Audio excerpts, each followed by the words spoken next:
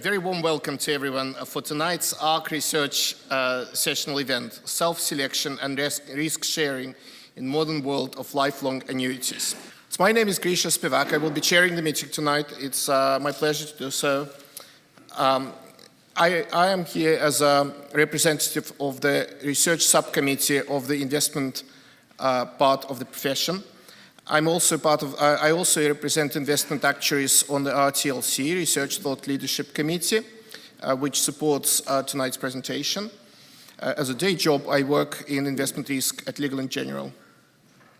So in the heading of this meeting, there is the word ARC, and for those of you who don't know, I just wanted to give you a brief introduction to what ARC is.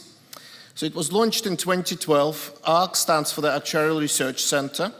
It was established as a joint project between the Institute and Faculty of Actuaries under the steer of the Scottish Board and in a partnership with the Scottish Financial Risk Academy. Today, the ARC is a global network which delivers industry-relevant, cutting-edge research programs that address some of the significant challenges in actuarial science through the partnership of the actuarial profession, academic community, and industry. The ARC's current research program involves partnerships with institutions and organizations in Europe and North America, and the actuarial profession is committed to further developing the ARC's internationally relevant program of research to maximize the impact and benefits that ARC research will bring to actuarial user community globally. And now a brief introduction to the research program. One of the research projects sponsored by ARC in the last few years, this is an example of one of the research projects sponsored by ARC. It's called Minimizing Longevity and Investment Risk While Optimizing Future Pensions Plans.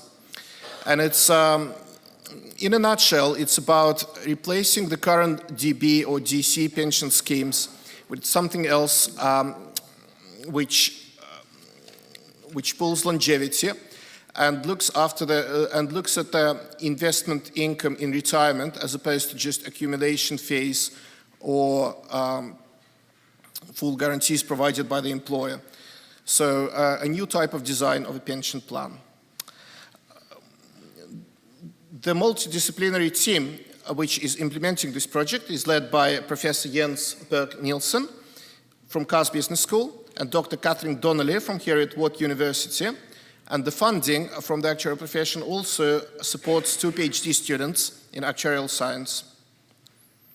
Professor Jens Berg-Nielsen is joint principal investigator for this ARC research program and professor of actuarial science at Cass Business School, London, with a PhD in statistics from the University of Berkeley. He is a fully qualified actuary from Copenhagen, an associate member of the UK actuarial profession, and has 20 years of experience in insurance and pensions industry. For 6 years, he worked as a consultant and entrepreneur before joining Cass Business School as a full-time professor in 2012. He is a co-author of more than 100 scientific papers in reviewed journals of actuarial science, economics, econometrics, operational research, and statistics, and also has co-authored a book on quantitative operational risk modeling. And now I will pass to Professor Nielsen to introduce the paper. Thank you very much, Grisha. Thank you very much. It's a great pleasure to be here today. It's one of the most fantastic places you can give a talk. There's some flavor of history being here. It's probably where actuaries gave some of the first important talks in the old days when there was nothing called finance yet. There was statistics, all these, econometrics and all these things. It was just actuarial science. Those were the days. And you have that flavor when you're sitting here. Today's talk gonna be on something that's very dear to my heart. I've worked with pension all my professional life. The goal has always been one on trying to be transparent, trying to have a short and easy conversation with the customer. Don't have too many hidden things going on.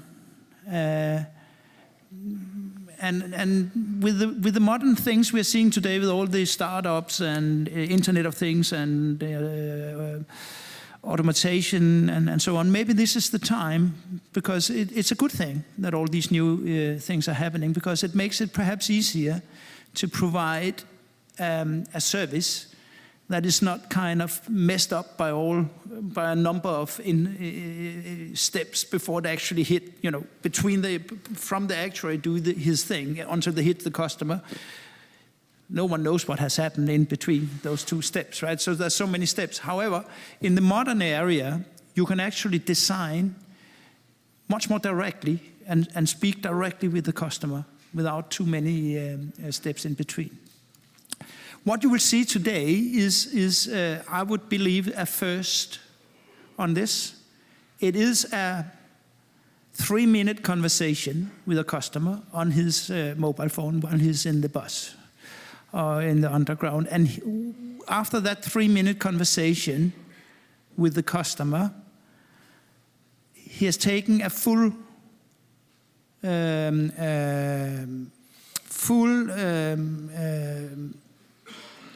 and clear decision on his risk preferences. After that 3 minutes of conversation with the customer, we can back calculate his investment strategy from now on and going forward, until we have another conversation with him, perhaps, where he changes something that makes us change his investment strategy. So we are not asking the customer, do you want risk investments or not? We're not asking him whether he is afraid to cross the street when there's a red light or not. We're not giving him funny questions. We're asking him exactly about his pension. And once he's answered that, everything is said. It's digitalized such that when after this 3 minutes conversation, it's digitalized, so everything can be back recorded and audited, so there's no problem, from a lawyer's point of view on the financial advice. And think about it. I mean, I was extending my mortgage. I had an interest rate of 2.17, and what I was going to have exactly the same mortgage, they were lowering to 2.09 for the next 2 years. I went through a 2 hours financial advice session whether I could afford that my interest rate was lowered for 2.17 to 2.09, or my economy would break down because of this reduction in interest rate. And I was asked all kinds of questions, and it was quite clear that my bank advisor was really bored. He was actually, of course, more bored than me, because at least for me it was funny to hear those questions for the first time. It was not funny for him, right? And there's something wrong when you sit there for two hours talking about something like that do not make any sense. And there is a chance that it's not done to help the customer. It's done to save yourself or something, to secure yourself. It's not a financial advice situation. It's something else. Clearly, if it should be a really interaction with the customer, it has to go much faster. The customer has to pick it up immediately. This is the challenge, and this is the first attempt. It's clear, any of you, I mean, there will be some slides indicating it also in a little while. An audience like yourself is known to be one of the hardest audience to be a speaker in front of. I mean, the actuaries are so critical. There will be so many critical questions, I'm sure, in the end. So I'm having to defend myself going forward, almost like my previous bank advisor. I mean, I have to say, this is a very first. Bear in mind that this can be done in a million ways, which you might think of. You can change it in some way or another. Bear in mind, we have solved some very important questions here for the first time. It's not the one and only way it's done. Think about the innovation rather than whether this single appearance that we give today is, the answer to all problems in the world. It's not, but it is the first time when you're in a 3-minute conversation, do all the things I've talked about. Okay? On top of that, we will show today that we have thrown in as an element, we could have done it without it, that there's going to be risk pooling of mortality. So we open in the books in the morning, and everything on mortality is done in the evening. So everything is actually fair during the day. There's no strings attached during the night. Everything is over with. Everything we're doing here is actually from that principle. We're starting the books in the morning. We do all the calculations during the day. We finish it in the evening. If there's anything outstanding, it's not our approach, okay? It has to be actuarial fair every day. It's therefore a defined contribution scheme we are presenting today. It's not a defined benefit scheme. However, it is a defined contribution scheme with so many of the features of the defined benefit schemes that we could actually possibly get in. At the same time, it's also a flexible scheme where the customer can get a pension design for himself. The last thing that we have thrown in, which is for today's talk, is in the same. A lot of people are hearing about pooling of mortality. It's called tontine scheme sometimes. Risk sharing, pooling. I call it sometimes solvency-free annuities, but I guess I'm the only one doing that. But there are many ways of talking about getting rid of the mortality risk, not having an intermediary. There are not so many who have been talking about doing the same for the investment guarantee. I've not heard about that at least. In today's talk, there will be the same principle applied to investment guarantees. So instead of actually having an intermediary issuing a guarantee and having all the processes and making cost and friction cost and things like that, it's just between the pool of people, the investment guarantee also. Pretty much the same principle as the mortality. Anyway, and now I'm showing that I actually didn't learn when I come in how to change the slides. They have to be changed at some point, right? Oh, first I want to thank my co-authors, who of course did all the work. It's Russell Sherrod, who's sitting here. He did all the difficult stuff with the theory. Then Dr. Munir, he did all the hard work. Yeah. And then Johannes, he made sure that it was readable in the end. So without my co-authors, I couldn't have done this in time. We are a team of 4 from Cass Business School, and it has been an extreme pleasure to work in a team from my own university. I think I haven't done that very much, and I hope we're going to do this a lot more often in the future. Anyway, let's get going from here.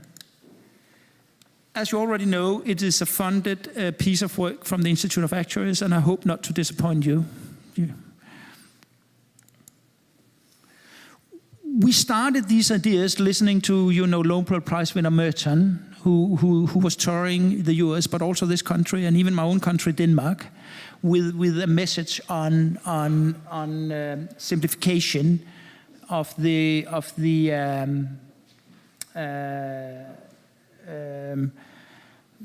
pension message. He said you need to make.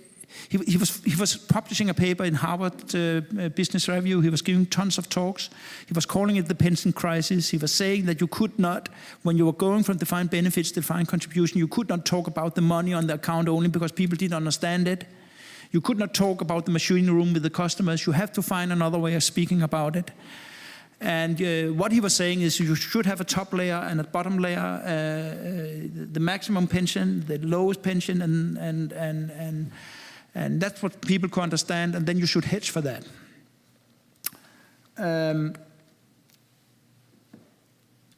He was saying you should, as mentioned, you should not throw the baby out with the bathwater when going from defined contributions to defined benefits to defined contribution.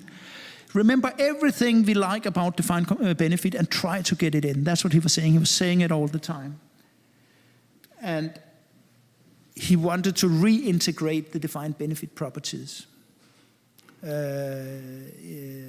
So we listened carefully to Merton.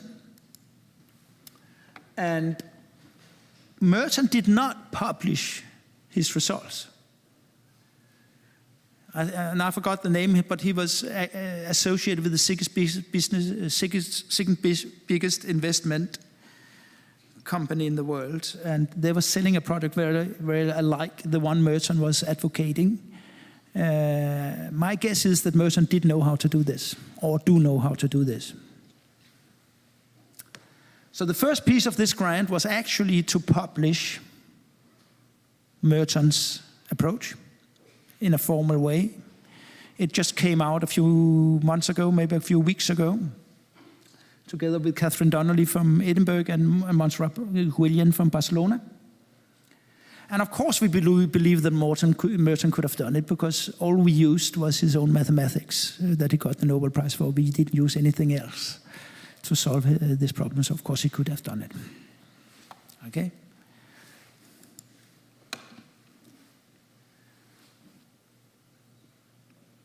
So, we did what Merton asked, but we're getting more ambitious. After all, Merton is not he's a finance professor, he's not an actuary, he's not living his life as, constructing annuities like we are. And having an upper and a lower bound is probably not the answer. It's the answer if you're saving to a lump sum. Or it's the answer if you're buying an annuity when you're 65. If you're thinking of savings as something like you're saving up till you're 65 and then you're buying an annuity, a lot of people are thinking about annuities like that. Let me say, this is not the way we are thinking about it. We don't understand this artificial distinction that there's some date when you're buying something, right? It's all the same. You're hedging a living. There's no difference from being 64 and being 66. So there's no particular date when you can have an upper and a lower bound in our universe. There's no decumulation phase. There's no savings phase in some sense.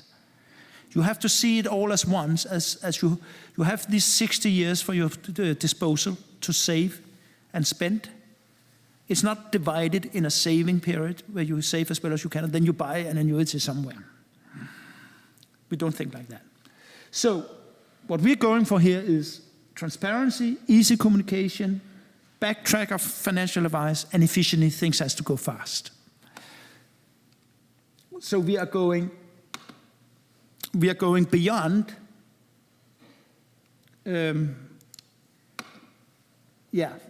we're going beyond Merton's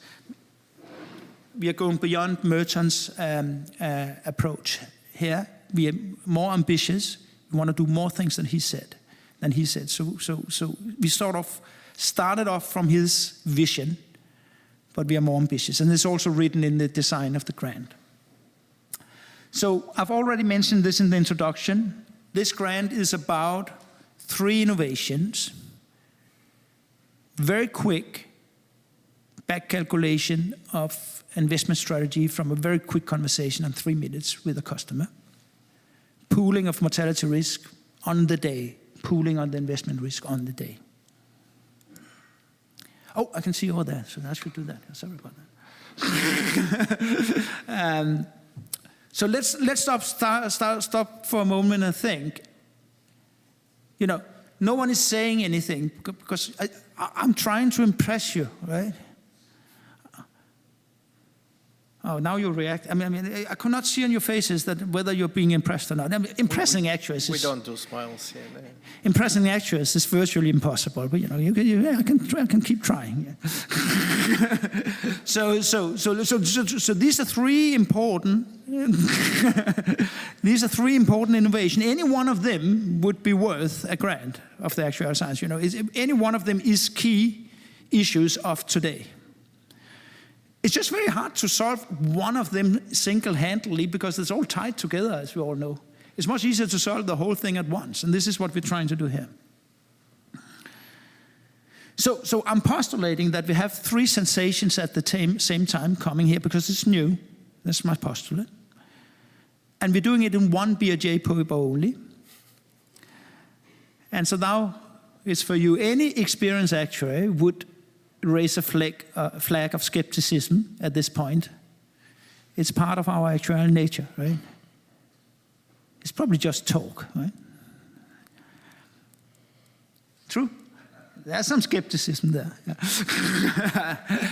Yeah.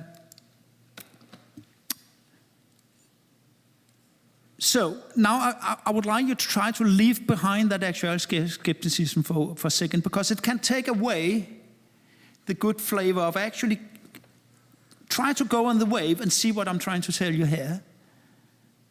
It might be true, right?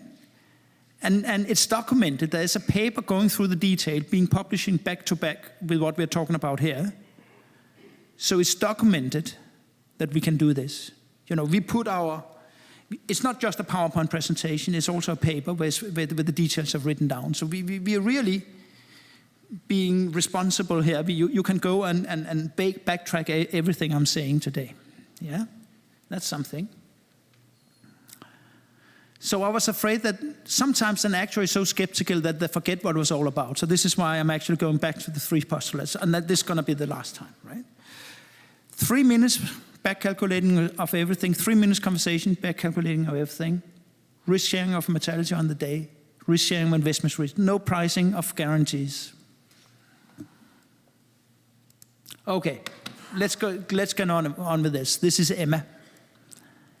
She designs her annuity. We're doing it in a simple case. She's 35 years old, and she might have inherited some money. She has 300,000. She wants to invest them. She's thinking of retiring when she's 65. This is a standard question we could be in front of as actuaries. What do we do? How do we have the conversation with Emma?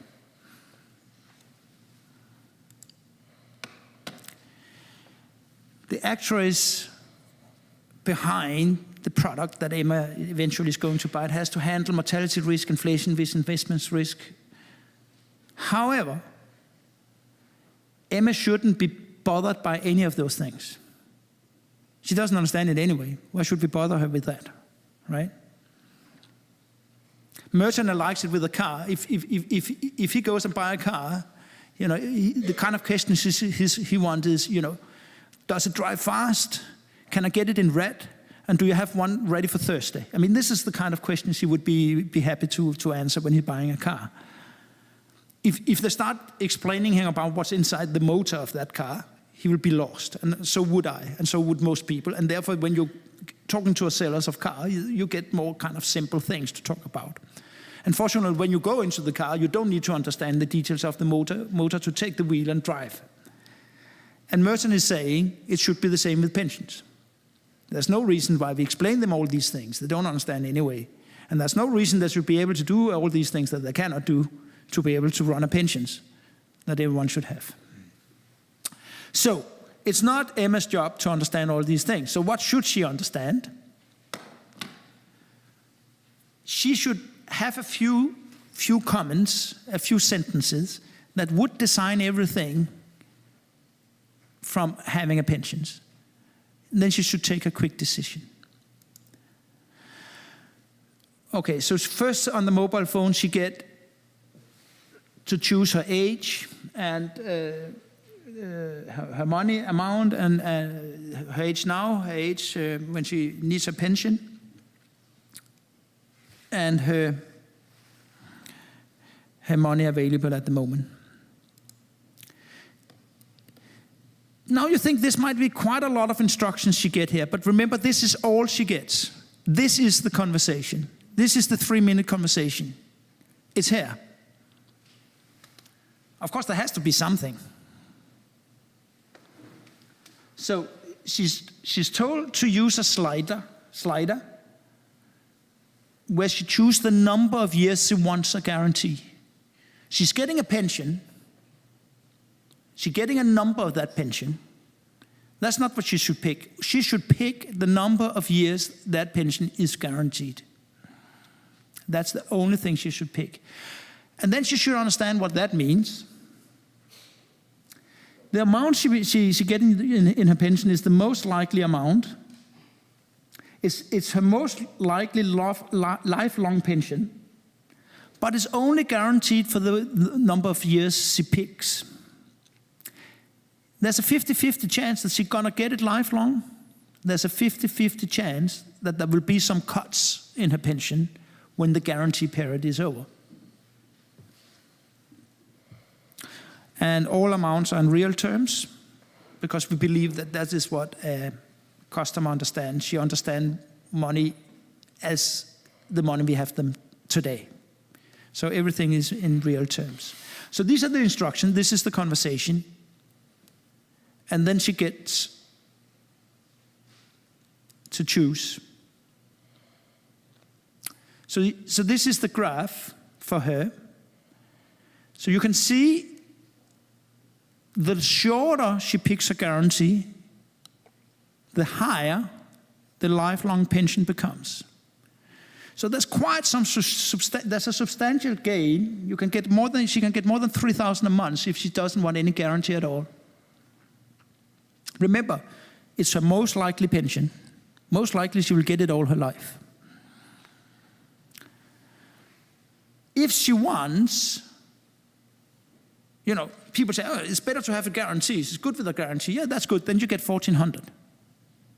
So if you're really happy to have a guarantee the rest of your life, then you get 1,400. If you don't want a guarantee, you get 3,000. Right? So here's the trade-off. Of course, there's always a trade-off. If you want guarantee, you lose something. You lose upside. There's no free lunch in finance. All of us know that. But here is formulated very clearly. She can pick her pension for the rest of her life, but she can also pick how many years is guaranteed. Here, she picks 10 years. She thinks it's a good, she's not losing too much. She's getting down to 2,500, and she still get a 10 years guarantee. She doesn't want to get all the way down to 1,400 to have, full life guarantee. Remember, if she was buying a guarantee, as happening many times, she's forced into the 1,400, right? For most people, that's not the right choice. It's not their risk preference. So, these are the instructions. The most likely pension, the rest of your life. There's only one number. It's falling when you are hiring your guarantee. This is the graph. You make your pick, and you're done. So that's my postulate. That can be done in 3 minutes. Did I spend more? Anyway.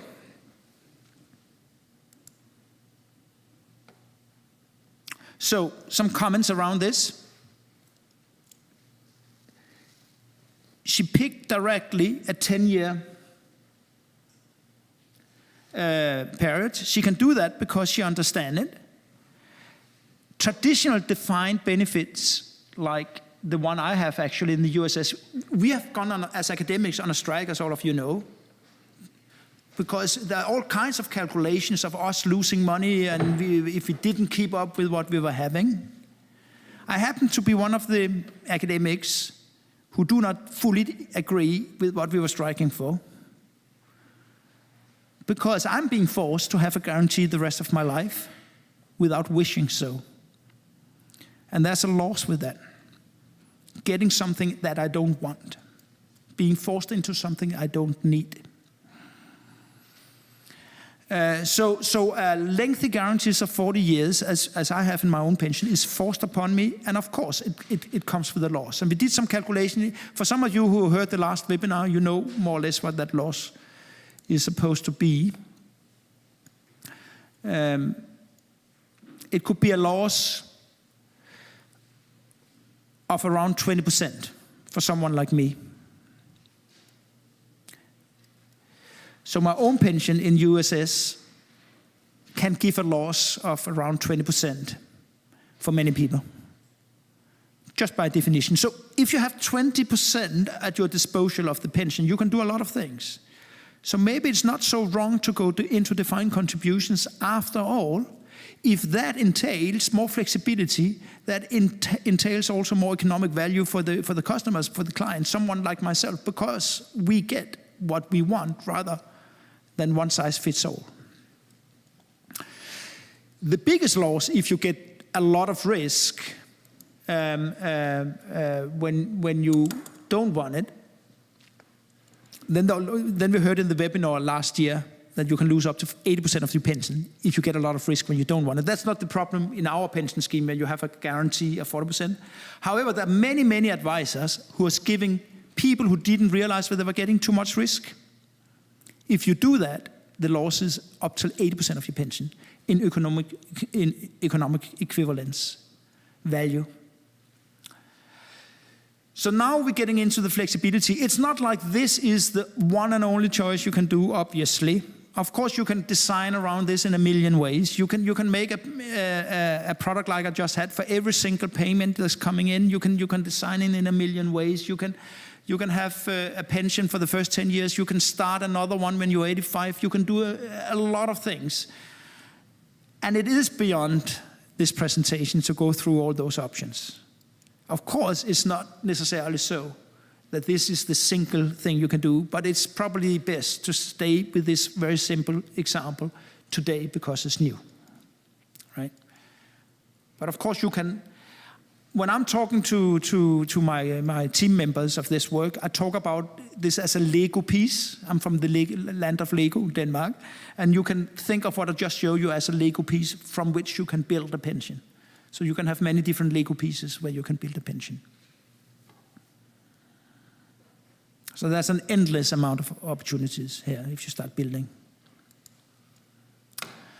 So I now compare it a little bit with a traditional DC scheme called TDC, and then our DC scheme called ODC. So I'll try to highlight some of the differences. In a traditional DC scheme, defined contribution scheme, and this is one of the reasons many people don't like it. It's unclear what the investment's risk is. They don't really know what risk they're taking. This is, if you look at the striking people from striking academics, now all this risk is thrown at them and they have to invest in stocks and they don't know what's going to go. They don't know whether they have a pension at the end of the day, right? That was one of the arguments against it. It's unclear inflation risk. They don't know whether the pension they're going to have in the future is going to be in real terms or it's going to be in some other term. They don't know they don't know about the mortality risk either. It seems like longevity risk is thrown upon them. And in general, it's just unclear what's going to happen in the future. That's the problem with defined contribution schemes. That's what people have been striking. However, if you look at our proposed scheme,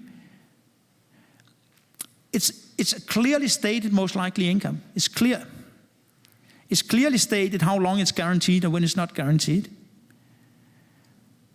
Everything is addressed in real terms, making financial planning easy. So in a traditional defined contribution scheme, the final pension is hard to predict. In our proposed scheme, it's possible to combine it with financial planning because it's clear what's going on.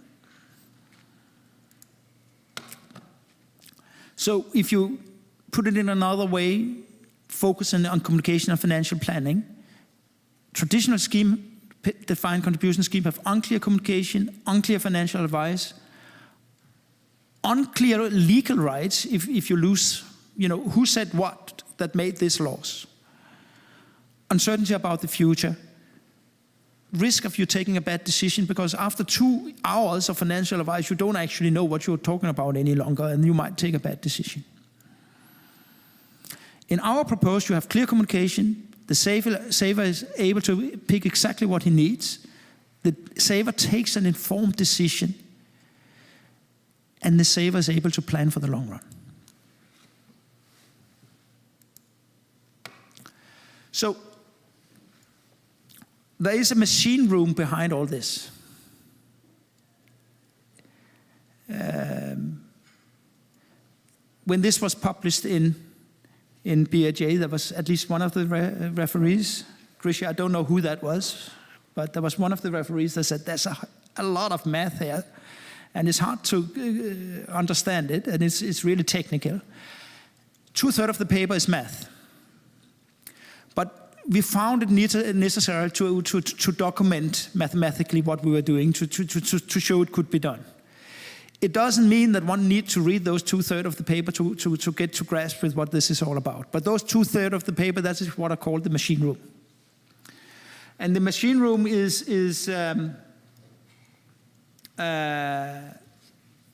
I will mention 4 things here. Some of it comes from other publications that we have done in the same line of work. So the first is the customer reveals her own risks appetite.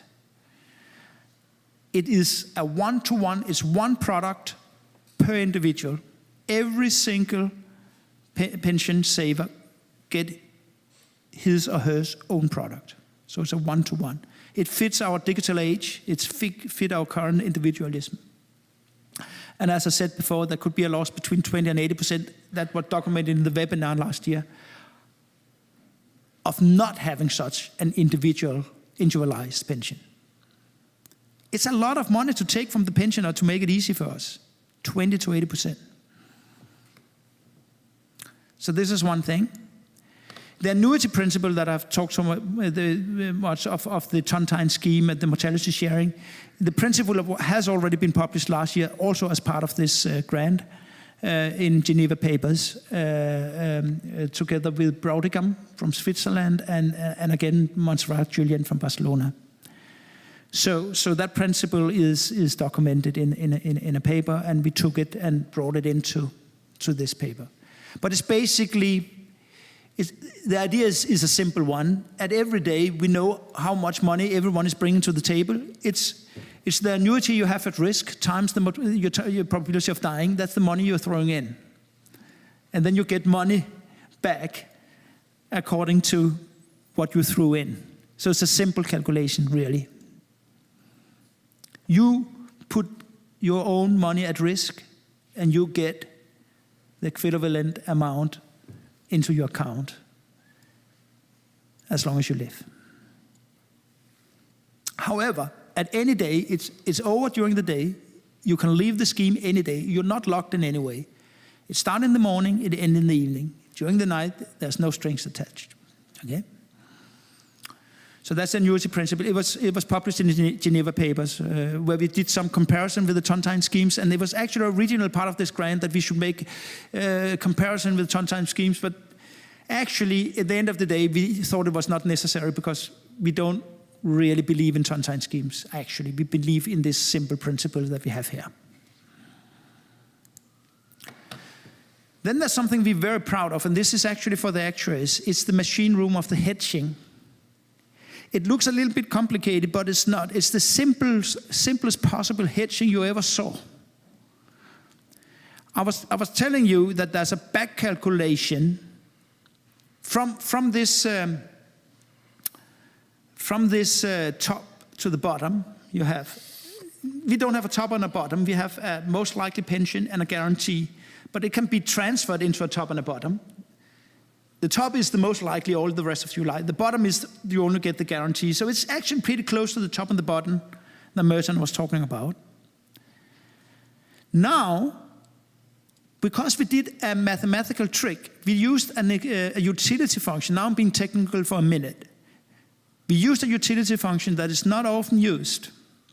We changed from the power utility function everyone is using in financial literature to the exponential.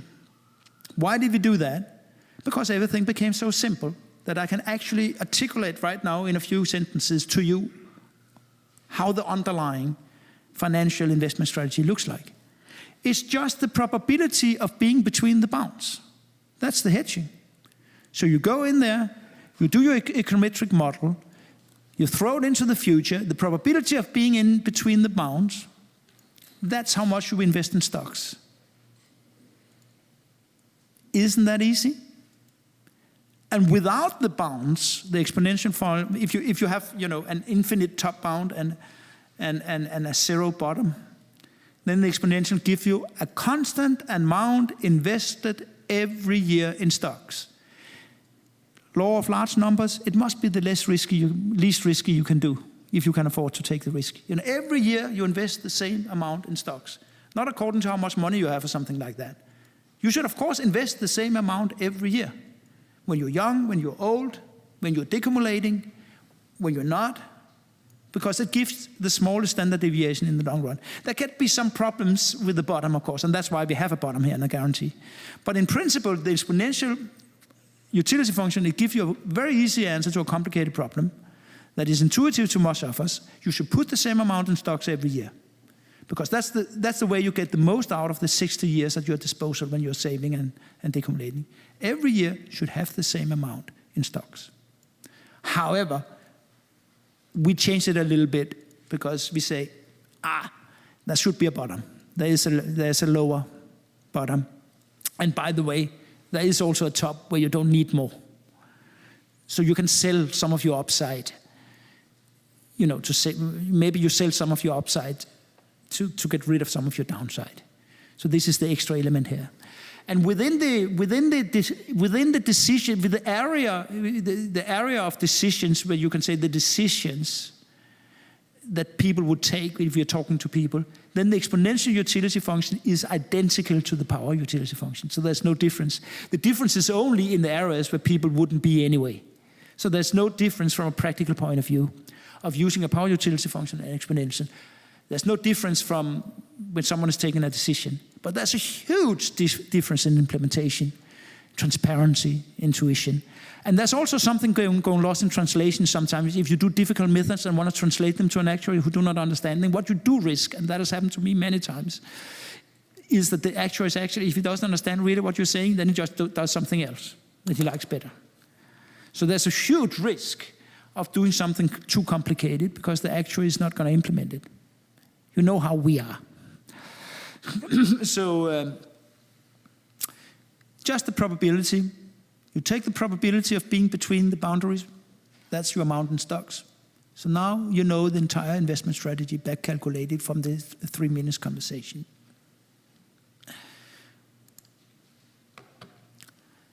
And the investment risk, there's a principle.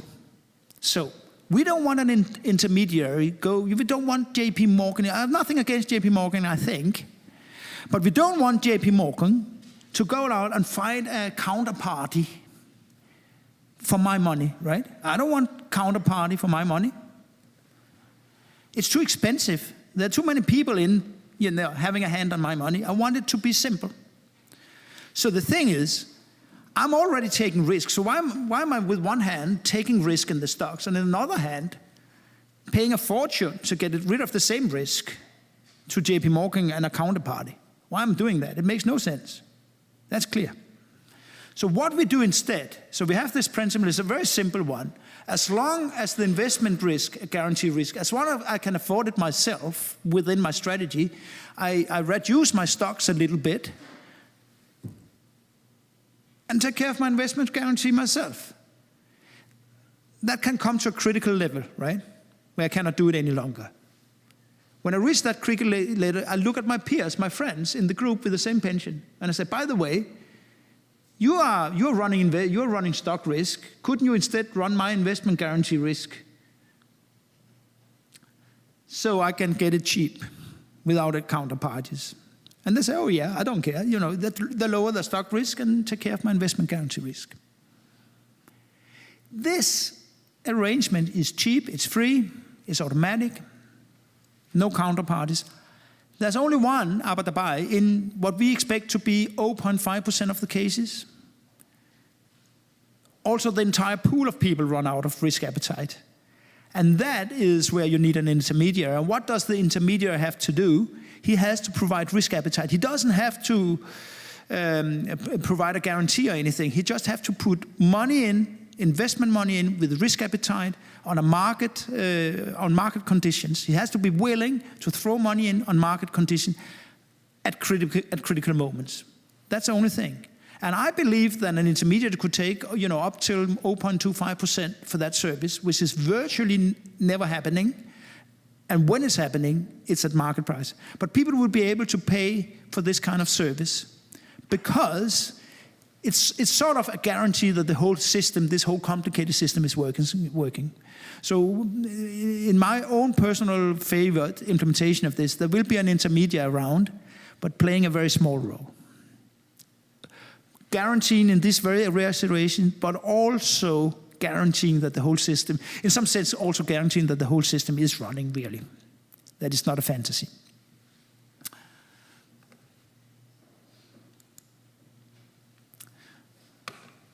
I'm being defensive again.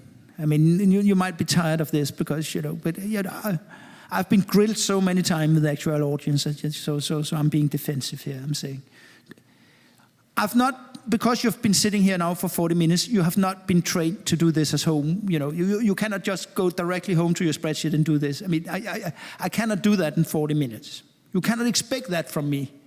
Actually, sometimes expect that. They go in for 40 minutes and then they go home and do it with the spreadsheets. Yes, everything is documented. Yes, everything is there. Yes, we have done all these things. But it's not like you have been sitting here for more than 40 minutes and now you can do it. I mean, you cannot expect that. It is, after all, many years of research. The good news is I'm trying to impact your thinking, okay? The good news is that the break has been done, the innovations has been done, they're out there, with work, one can actually take it and implement it in one's own company, right? The bad news is it takes time and energy, and there's so many loose ends, and you have to be careful. If you improvise suddenly, you might lose the overall concept if you're not careful. So it's possible to do this thing, but it will take time and training. And we will at CAS be willing to work with any one of you if you would like to have some security belt working with these things in your company. So this is just what I said. So it's out there, it can be done. Yeah, but I'm being a little bit defensive. No, you've not been trained for doing it right now. I mean, it takes a little longer. Okay, thank you very much. Oh yeah, before I end it, the 3 innovation was 3-minute conversation, pooling on the day, everything's done on the day with the mortality, everything done on the day with investment risk. Now questions and comments. Thank you very much.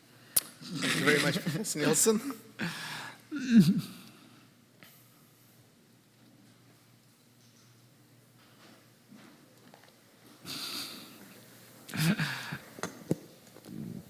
We need someone with a microphone, right? As I said in the beginning of the meeting, you should speak into the microphone.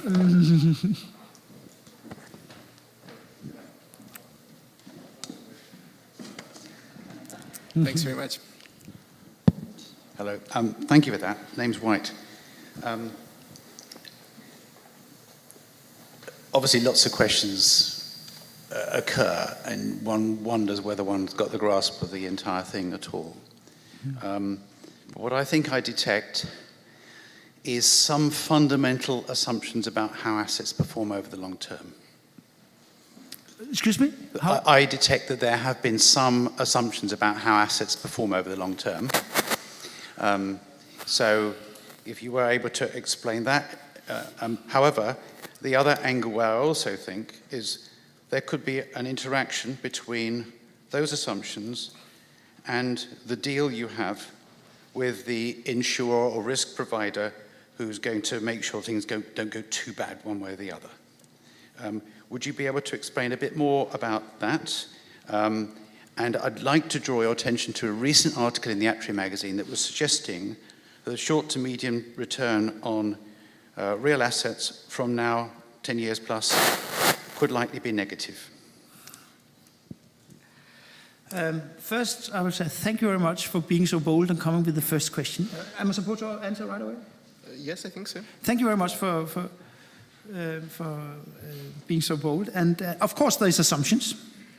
If you go through the entire description of the grant proposal, what you're suggesting is part of it, market timing, to incorporate these kind of thoughts that you say. So another stream, there's one stream of the research in the grant that is actually developing, you can call it a robot, investment robot, that is actually, that would come out with maybe not a negative return on stocks in the long run, but maybe a very, very, very low one at the moment, yes. So we have assumptions here. We do not have that element in that you are talking about, but it's part of this grant proposal and it's under construction. We are working on a paper on this right now, the same group of people almost. So yes, there are assumptions. However, those assumptions could be changed and all the same principle would apply. And yes, we can incorporate market timing. And yes, we're working on it. And we have some very, very clever structured regression people from Germany and Austria and Switzerland working on this right now. And you could call it artificial intelligence or you could call it machine learning, but I call it structured regression. Eventually it's going to be part of this grant proposal to have these things in. And yes, I agree. So what will happen in this approach is when today, if you implement the full Monty, when we have all these things in, we would today lower the risk because of what you say. So the probability you have, so the optimal unhedged strategy will lower the risk, and it will be incorporated automatically. That is the goal of this grant. So, very good question. Thank you very much.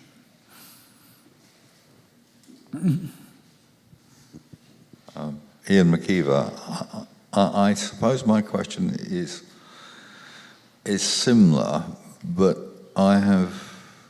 my observation is the problem with investment risk is that it's catastrophic in nature.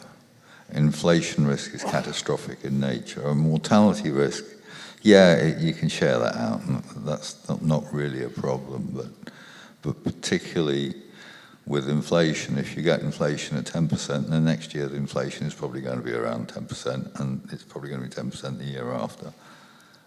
And it's not randomly distributed, it does actually move. And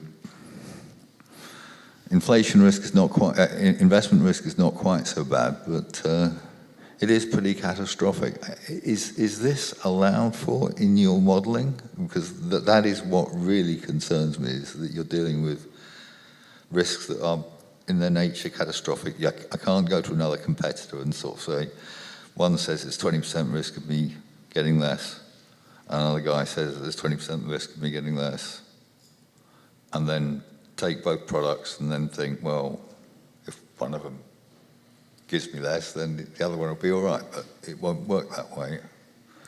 I mean, the answer is similar to the answer to the previous question in some sense, because yes, it is incorporated. However, it can be improved, and it's basically the econometrics of it. You can keep improving this. We insist to do this net of inflation, which give us a particular risk, of course, in inflation. There is a genuine risk that inflation can go to double digits, right?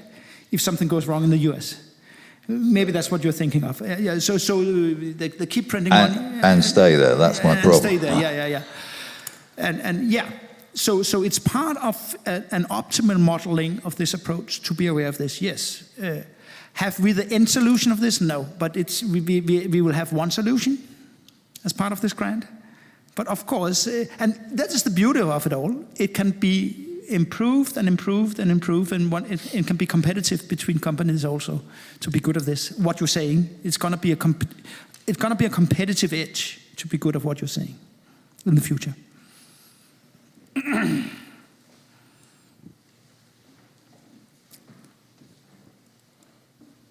Roger Hill. Have you road tested this with any people just to see if there are any behavioural aspects of it? Yes, yeah. I mean, I saw Jens Lind. Are you here, Jens Lind? There was a tag of Jens Lind outside. What we did was we went with a cooperation with Danica, the biggest pension provider in Denmark, or at least one of them. They did a big study with, qualitative psychological techniques, psychologists and the whole thing, and we tested Merton's ideas, right? It turned out no one understood. The thing Merton said would be the simple thing that everyone should understand. No one understood. No, I understand that, but people tend to make the wrong choices. If you tell them they'll get more by not taking guarantees, the people who need them the most won't take the guarantees. Exactly. So people didn't understand that. However, this approach, we didn't do the full-blown, because such a study, runs up till maybe £100,000, right, to do such a study properly. So we didn't do that here. We didn't have the money to do it again here. So I tested it on my mother and a few friends of mine, and it seems to be working. Yeah. My mother is a very clever mathematician, by the way, so it's not. Hello, I'm Mohammed El-Shemi. I continue on the behavioral question. One of the things about people that they underestimate how long they are going to live. And I was thinking when you showed the guarantee, the promise guarantee, in your example, the 35 years old Emma, she chose 10 years. From 65, 10 years, that's 75, and she might live actually till 80s, mid-80s, or maybe, perhaps longer. Yeah, continuing from the behavioral thing, choice is quite a good thing, that people can choose the guarantee. But then having only 3 minutes conversation with the person who's not financially aware, who is quite likely to underestimate how long they're going to live without advising them on what is the best guarantee that suit their lifestyle. No. I mean, today you would take Emma in, talk to her for 2 hours. She would be, she would be going out of the room completely confused, right? Had taken the decision, and then you wouldn't talk to her again, ever, right? Because it's too expensive. Yeah. So at 35 today, she would have to take the decision for the long run, which she can't from behavioral finance point of view or any simplified just human being point of view. She can't. However, we believe that she can afford to spend another 3 minutes when she's 36. So we ask her the same question again when she's 36. So then she spent 3 minutes there. And then she spent 3 minutes when she's 37. So we keep asking her the question every year, or maybe even more often, do you still want this? Do you want something else? And we believe that it's a better use of energy to keep going. You're training your mind, and you keep going, and you know more and more. And also, as I mentioned to you, this is just one Lego piece. We would advise her to buy more Lego pieces, fitting the holes in various places, right? My own personal preference, I don't know anyone, I would start in the end. I would start, getting a guarantee from I'm above 90, to cover that thing, from I'm above 80. So then that's covered off, right? And then I'll start saving for the rest. That's my own way of doing it. But there are many ways to build these Lego pieces. So no, this is much more flexible. What you see today, the conversation with her is much more interactive, and it's much more timely than what you see today. I'll just catch up.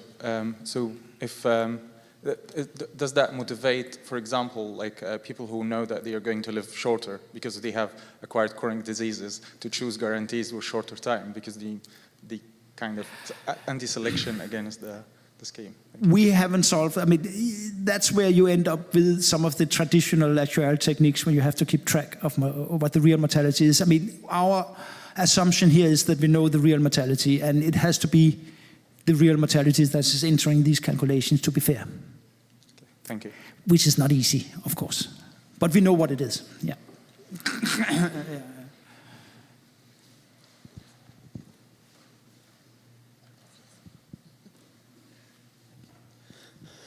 Stuart Hicks, who used to be at the FCA. This sounds a bit like collective DC that has been going for a little while in the Netherlands, although with some variations. One of the problems, as you've just identified, is that in fact people need guarantees later in life rather than earlier. So 65 to 75 is possibly an area where drawdown might be more suitable in the UK if people can understand what they're doing or advised with a annuity type product with guarantees being provided later. But some of the other problems that float around from the theory that you've outlined are, what's the attitude of the pensions regulator? How is it going to treat this? How is the DWP going to consider it if indeed it becomes a product that's the Department of Work and Pensions that's available on the market in the UK? And indeed, how is the FCA going to look at it if it is in fact an insurance product? And how it's going to be sold, because I suspect the FCA will be wary of 3-minute conversations being adequate for advice to be given. I'm far more optimistic than you, and I've spent quite a lot of my, younger life with the supervisory authorities, and I have a much more optimistic view on talking to them, maybe because I came in on slightly different occasion than many of you. They would love transparency. They would love a transaction that is documented and clear. I see no problem getting through the supervisor. I think the supervisory authorities, are they here? Anyone from the supervisors here? You should have been here, but yeah, they would like it, I'm sure. I would be very surprised if they would say anything else. One of the issues about transparency, if I can quickly make it, is of course that one thing why customers out there don't like annuities is because if they do die soon, and effectively the money is shared between the other people, they perceive their pot of money as having been taken from them. And of course, it's still the case in your product. Yes, I'm not solving that one. I mean, but that's clear. That's very common. Good evening, it's Andrew Smith here. I'd like to ask a question about the Merton model and how that relates particularly to the lender of last resort that you mentioned, who might be paid a small amount of money to chip in if everything goes horribly wrong. Because it seems to me there's some elegant bits of modelling here and some really useful insights into how you could ask simple questions and use that to infer what might be a good strategy. But the simplicity of the model could also be partly its undoing, in that you're using a model which, as I understand it, has a constant risk-free rate in excess of inflation, a Merton-style model. And on the basis of that, you're saying, well, it should be quite easy to find somebody to come along and stand behind all this, and they might charge 25 basis points a year, and it's sort of lost in the rounding, really. The important bit is the risk sharing between different generations of policyholders. But if you're the person standing behind it, you might dig a bit deeper, and you might look at other schemes which have relied on simple models of risk sharing. A well-known life insurer that went pop a while ago had perhaps a naive view of risk sharing, that there'd always be somebody else who'd come along to provide the capacity. And so maybe this person who's providing the backstop might say, well, in a more complex model, in something that didn't have a long-dated risk-free rate in the same way, something that had some risk margins in it, maybe the charge for this backstop guarantee wouldn't actually be 25 basis points. Maybe it would be 500 basis points, and then it would kill the whole thing off. Or maybe it started off being 25 basis points and it would creep up and end up being 200, and then you have to work out how to share that extra cost equitably between all the different cohorts that are operating in your fund. And it seems to me that those realities of complex models and market prices of guarantees could fairly soon jeopardize the simplicity of the scheme. So I'd like to really understand what you think about, particularly the simplifying assumptions in the Merton model about risk-free rates and the extent to which your structure of kind of cross-subsidies between generations really relies on that risk-free rate not moving. Thank you very much for the question. I hope I understand this correctly. I mean, this is where the background of me and Merton, I mean, I shouldn't put myself, me and Merton, but we have a different background. Merton is educated in finance, but they have a great success of having these textbook finance models entering the entire world, right? I'm trained, as was mentioned in the beginning, as a statistician, starting with data and going out to the world starting with them, trying to understand them. It's a completely different thing. I think all these stochastic models in finance are way too simple. I don't think the stochastic models should be so simple. In particular, over 60 years, it's much more complicated. If you take the notion of the first two questions, it was exactly about this, that the world out there is difficult. Right now, stocks are likely to give perhaps a negative return, maybe zero or very little.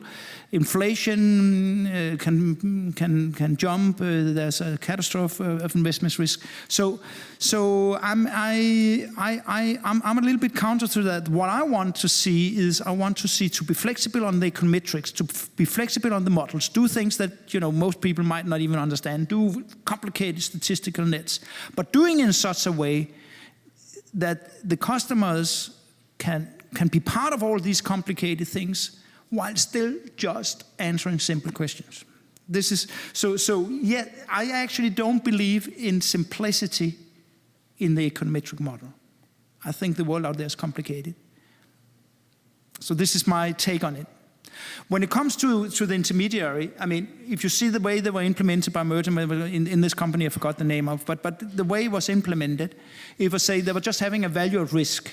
Say, with 98% chance to get this, if we satisfy ourselves with a value of risk formulation, which I don't like, then we don't need an intermediary. So that's another option. I mean, if the intermediary get greedy, we just get rid of him and say, do you dare to take the 0.5% risk that this goes wrong? And most people will say, oh yeah, I take the 0.5% risk. The risk of current system going wrong is a lot more than 1.5%. It's just not articulated, right? So it could be made simple. I mean, if the intermediary makes things too complicated, make too much noise, then we just get rid of him.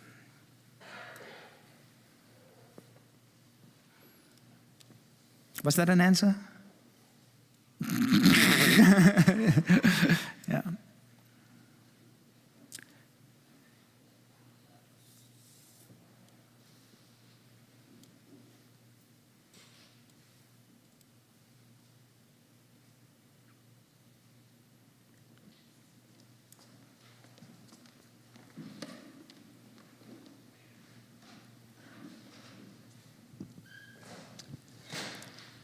Jim Webber, I've got two questions. One is the model you've outlined. If I call the engine room the Danish engine room, I'm sure you'll know what I mean. How does the customer decide whether to go for a pension with a Danish engine room or a German engine room or a Belgian engine room or, heaven forbid, even possibly a British engine room? Because each of the engine rooms can be different and have quite different characteristics in terms of the pension's outcome. So that's one question. And secondly, I didn't really understand your point about transparency. I'm approaching retirement. I'm probably comfortable taking a very low level of guarantees. But I am interested in how the rest of my money is going to be invested and what risks I'm taking with the rest of that money. How exactly would that be transparent to me? And what choices, if any, would I have over perhaps the bulk of my retirement funds are invested? This is your first question. It's not thought of Belgian, British, or Danish. I wanted this to replace the Danish system. Okay? Remember, I've been there once already in Denmark, so this is, yeah, I've been there before, changing the market. I would like to do the same in England. It's the same system for England. It's the same system for Belgium. Sorry, I think you misunderstand. My point was that the engine room is a technical function. And different providers, different funds might have different engine rooms. Yeah. Yeah,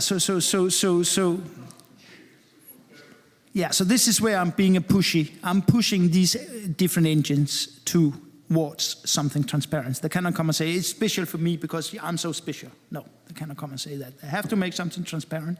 They have to provide something. If these engines you're talking by are doing the job that we're talking about today, are doing the three things we're saying, then I'm fine, but they're not. So until they come up with a solution within their engine, I would push to them, and I wouldn't be pushed. So your other question was transparency.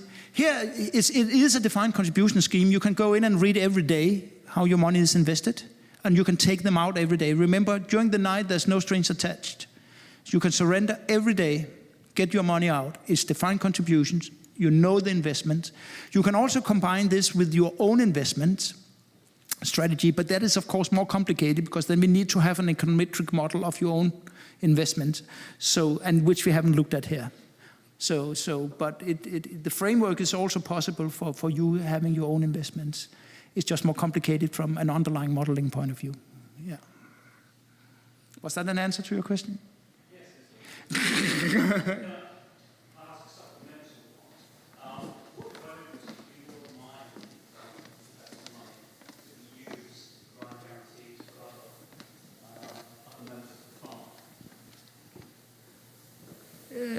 In this particular setup, the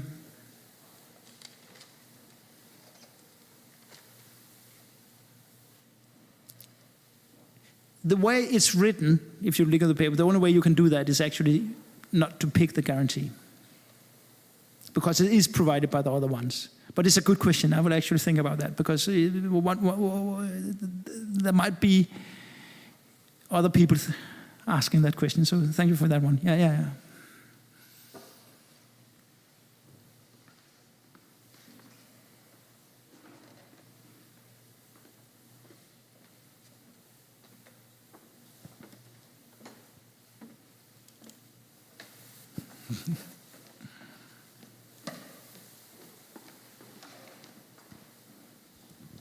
presumably no one else had their hand up.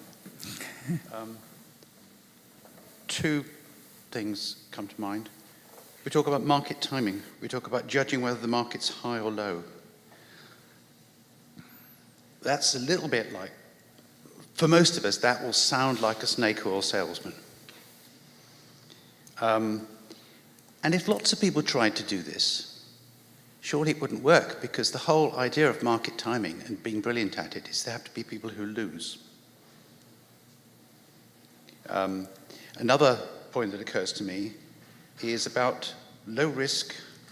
You want to try and avoid particularly large equity risk if you think equities are particularly high. But if that means alternatively investing in debt, we've got a lot of debt in the world, and a lot of people are saying that that might unravel in some nasty way. So that's a very real scenario we could get. And how can we all be resilient and transparent and happy about that? Let's start with the second one. This is a key question, and it's underlying everything we do, including what I'm talking about today. So it's not going to go away. However, it should be in this setup we are having here, it should be part of the econometric model. And I am actually imagining, I mean, I went to BlackRock for a one-day seminar where we discussed this approach. And I was talking to a lot of different people with alternative investment ideas. And we actually came up with quite a lot that should be invested in debt as part of this because of the inflation element. And debt has a tendency to go along with the inflation in a good way. Not if it all goes wrong, as you say, but so yes, I'm not coming with, this is econometrics, this is fascinating, this is part of doing it, and part of a good pension provider is to understand what you're saying, and it's also part of a good management of the system I'm talking about here. Yeah. Your first one, it's market timing is possible, and actually I was not the first mentioning it today, it was you. So you were mentioning that right now there is a tendency, if you do credible models don't do the short-term modeling but the long-term modeling and look at key numbers as price earning, dividend, timing and things, then there is an element of then every model will come up with right now that stocks are expensive, as you say. And I don't see it as losers and winners. I just say there's no reason to overdo it in periods like that.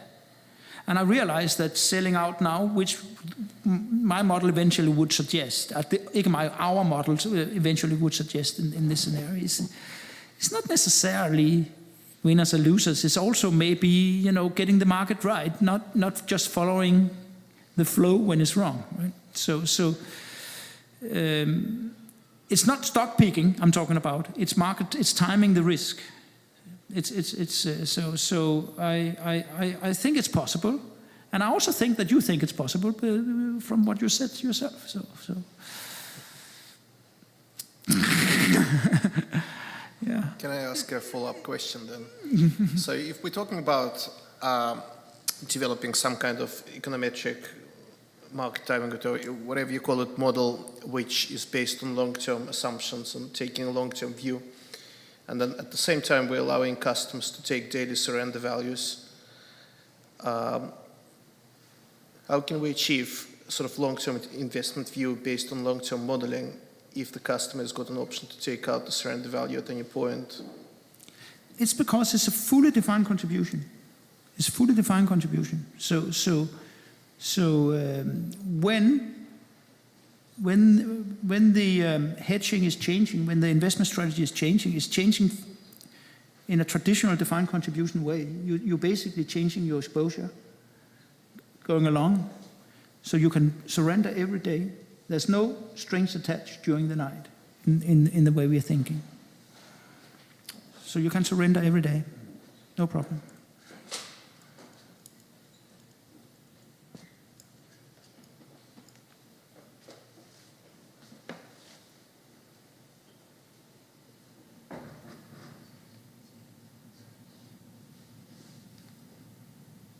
there are any more questions?